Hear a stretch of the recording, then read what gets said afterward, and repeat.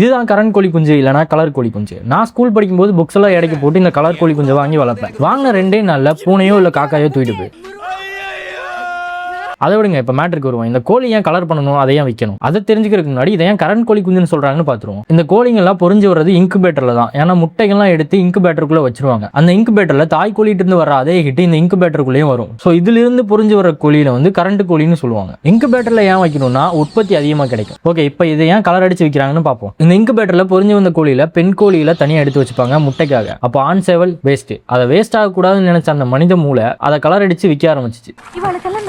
So இப்படித்தான் அந்த colour கோழி பிசினஸ் ஸ்டார்ட் ஆச்சு. அப்புறம் இந்த கோழில வாங்கின கொஞ்ச நாள்லயே செத்து போயிடும். அதுக்கு காரணம் அந்த கலரோட டாக்ஸின்ஸால செத்துரும், அப்படி இல்லைன்னா நோய் வாய்ப்பட்டுரும். பண்ணைகள்லாம் பார்த்தீங்கன்னா அதுக்கு கரெக்டாக தடுப்பூசிலாம் போட்டு பராமரிப்பாங்க. ஆனால் நம்ம அப்படி பண்ண மாட்டோம். அதை பற்றி நமக்கு தெரியவும் செய்யாது. தெரிஞ்சிருந்தா நேரம் அவனை காப்பாற்றிருப்பேன். அவ்வளோதான். இந்த வீடியோ உங்களுக்கு புரிஞ்சிருக்கும் நம்புறேன். நன்றி. நாளைக்கு எது நடந்தாலும் என்ன சொல்லுவீங்க? நடிக்காத, நீ தான் எனக்கு தெரியும். போது நிறுத்திக்க.